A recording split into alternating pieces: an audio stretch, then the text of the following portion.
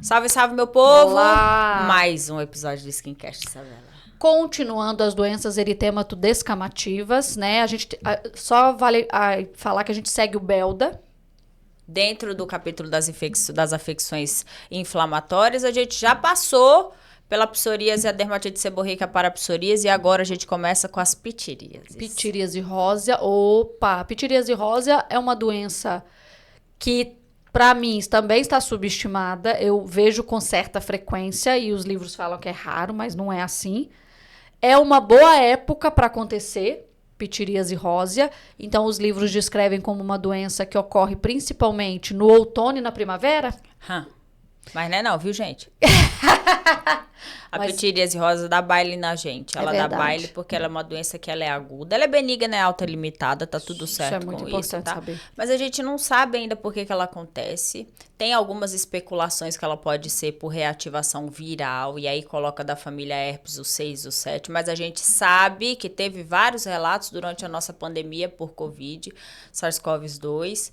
Então, a gente tem mais ou menos esse background aí com relação à etiopatogenia, mas a gente sabe que o paciente vai chegar no consultório o quê, amiga? Então, o paciente, no geral, ele chega com as lesões que já estão disseminadas, porque para você ele chega, já passou ali um tempinho que começou o quadro, ele já tentou provavelmente alguma coisa que não resolveu. Na minha experiência, é um paciente que coça bastante, então as lesões são bastante pruriginosas, mas os livros descrevem como quase não pruriginosas. Coça bastante. Coça pra caramba. O paciente já tratou para sarna, tá? No geral, ele já tratou, mas não resolveu. E aí ele começa a fazer coisas na pele que ressecam mais a pele e que pioram a coceira e chega para você assim, se matando de coçar. Então a gente tem lesões eritemato-descamativas, ela pode ter um colarete de descamação. Eu sempre pergunto ao paciente, que eu acho que te ajuda muito no raciocínio, se antes de aparecer todas as lesões, houve o aparecimento de uma lesão principal, que a gente chama de medalhão ou lesão mãe. E normalmente ele fala que sim, apesar dos livros falarem que essa lesão mãe está presente na minoria dos casos, na nossa prática não é assim. E isso te ajuda muito, que você já, opa, isso aqui é pitiríase rósea.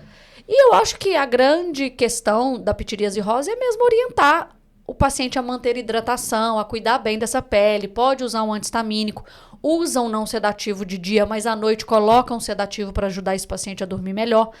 Eu coloco, no geral, um corticoide por poucos dias, porque parece que ajuda a reduzir um pouco aquele processo inflamatório. É minha experiência, mas, no geral, como é benigno, autolimitado... O tratamento é sintomático, né? Sintomático. Mas tem que esclarecer o paciente, porque, por exemplo, tá descrito 4 semanas uma média de melhora, mas eu não, falo a gente 8 a sabe 12. que é exato, a gente sabe que são de 2 a 3 meses. E saber exatamente... que tem alguns quadros, saúde, tem alguns quadros que vão exigir tratamento sistêmico, e esse tratamento sistêmico, apesar dele ser duvidoso, quadros extensos na gestante, por exemplo, está autorizado você usar ciclovir, antivirais, e usar corticoide, a depender da idade gestacional, porque realmente é um quadro muito incômodo, né? Isso. Então, pitiríase rósea é isso. Pitiríase rósea vai estar na sua prática. Só um detalhe, o colarete, ele é um colarete interno. Ele faz diagnóstico diferencial às lesões com sífilis, a roséola sifilítica, que é um secundarismo. Olha, depende. Não sei se não peço VDRL para todo paciente com pitiríase rósea, não, porque eu acabo que eu vou acompanhando esse paciente, né?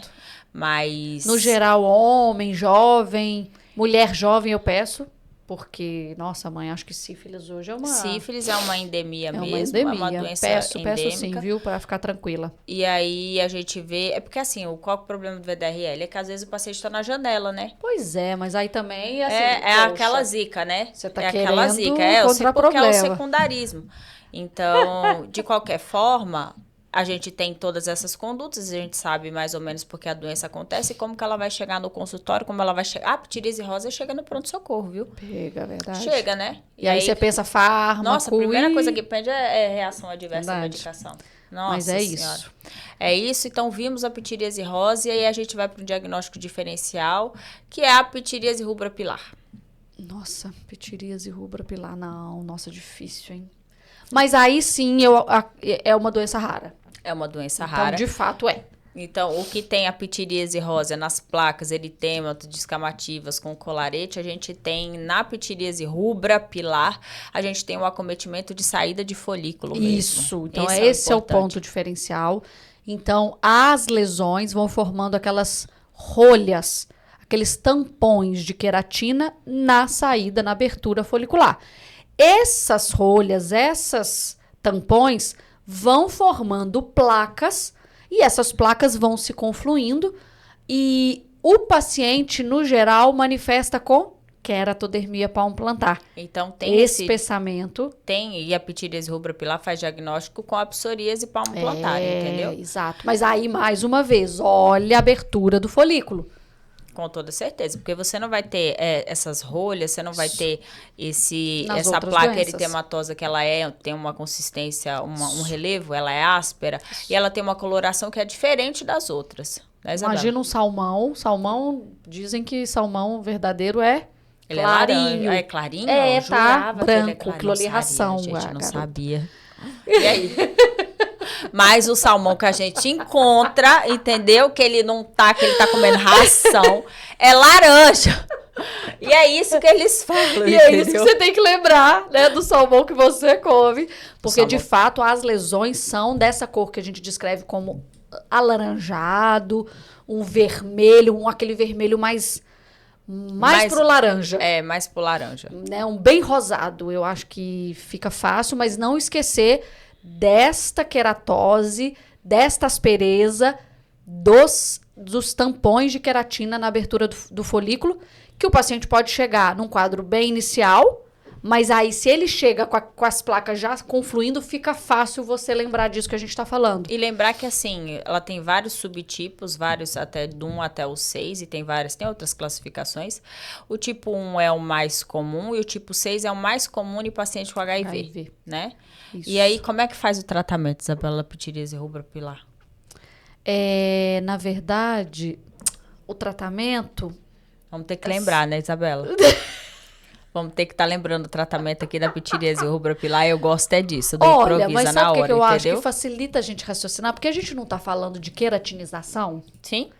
E o que é muito bom para isso? A gente até comentou da palmoplantar da psoríase. Sim. É a citretina, gente. Então, a citretina é uma possibilidade, entendeu? Então não é difícil. São os retinóides sistêmicos mesmo. Isso. E a gente tem algumas possibilidades de tratamento com imunobiológicos, parece entendeu? Ter boas respostas. Eu nunca tive oportunidade. Eu também não tive, não. De tratar, entendeu? Porque mas o paciente parece... vai com retinóide sistêmico e ele vai super bem. Isso. Mas lembrando que é uma doença rara. É bem rara. Né? Então, a gente viu a pitiríase rósea. E só falando um pouquinho, que a pitiríase rubra pilar, ela é uma doença estranha, né? Além de tudo, porque ela vem, ela fica um tempo e ela desaparece. E às vezes ela desaparece tratando ou não tratando. Então, tem essa recorrência, né? E pode ter a recorrência. Então, é uma doença realmente estranha. A gente não sabe ainda sobre a patogenia deste quadro. Tem várias possibilidades envolvidas. Então, essas classificações são os tipos que na criança, no adulto jovem, no idoso, no HIV, na forma típica, enfim. Mas, de uma maneira geral, os anti-TNF, nos pequenos estudos, mostraram excelentes respostas, mas a gente realmente não tem experiência por ser uma doença rara. E a questão da citretina, dos retinoides, eu acho que fica como o mais comum do nosso tratamento. O mais comum a gente vai dar realmente a citretina para esses pacientes, né? Eles vão viver a longa data aí e a gente vai ver no surto e remissão. Então, saindo de mais uma doença rara, a gente vai para a última dentro das afecções inflamatórias do nosso capítulo do Belda, das dermatoses eritemato-escamosas, que é a eritrodermia esfoliativa, né, amiga? Nossa, uma doença para um quadro agudo, uma doença também muito difícil, uma doença... Nossa, ela é grave, ela é uma emergência para vocês, o paciente fala que não tem emergência na dermato, né? Tá aí a primeira. Então, o paciente, ele vai apresentar um quadro. Para a gente falar de uma eritrodermia, a gente tem que ter um acometimento da superfície corporal bastante considerável. Mais de 90%. Exato. Então, um alto comprometimento. E, na verdade, a gente tem lesões que também fazem essa coloração eritematosa, descamativa, só que o paciente está infiltrado. Ele, às vezes, está edematoso. Então, é um paciente de fato grave que, no geral, vai para o pronto-socorro. Aí você tem que perguntar, a anamnese vai ser tudo, né? Porque vai te ajudar, vai te direcionar. Porque a gente tem que lembrar que a pitiríase rubra pilar, a eritrodermite foliativa, ela é uma doença que pode ser causada por agravamento de dermatoses pré-existentes. Então, é um paciente que tem uma psoríase, é um paciente que tem uma DA, é um paciente que tem uma dermatite seborreica grave, que evolui para esse quadro.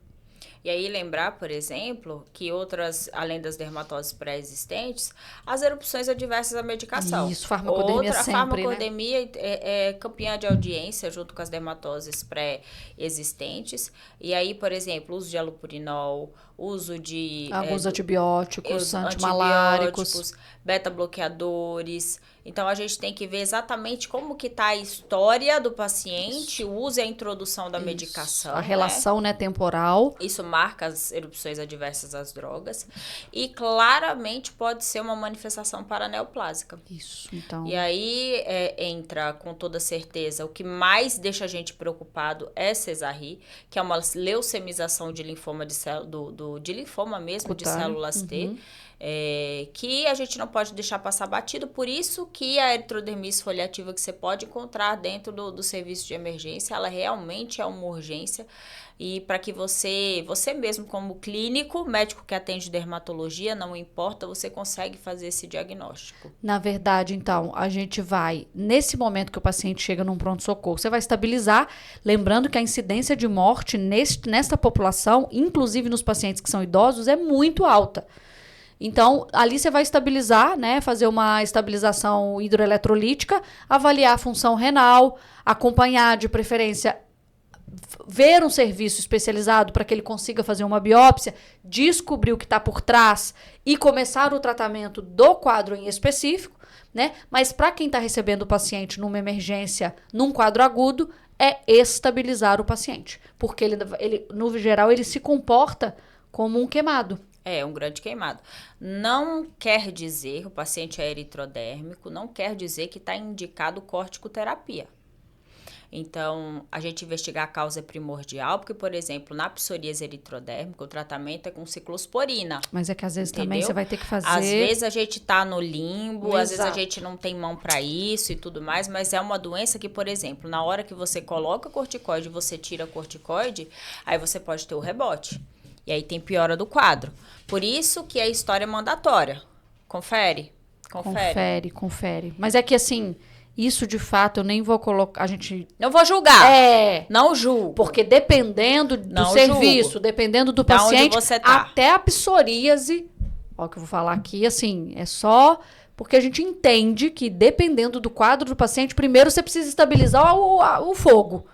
Então, às vezes você tem que usar de fato um corticoide e depois você só tem que saber que você tem que estar preparado para esse rebote. Tem que saber exatamente o que a gente faz e arcar com tudo isso, né? Porque nós somos médicos para isso, né? Então, a gente finaliza as afecções inflamatórias, as dermatoses eritematoescamosas, que a gente vai seguir no BELDA. Falamos sobre pitiríase rosa, pitiríase rubra pilar e a eritrodermite foliativa. E a gente te espera no próximo episódio. Até lá. Tchau, tchau.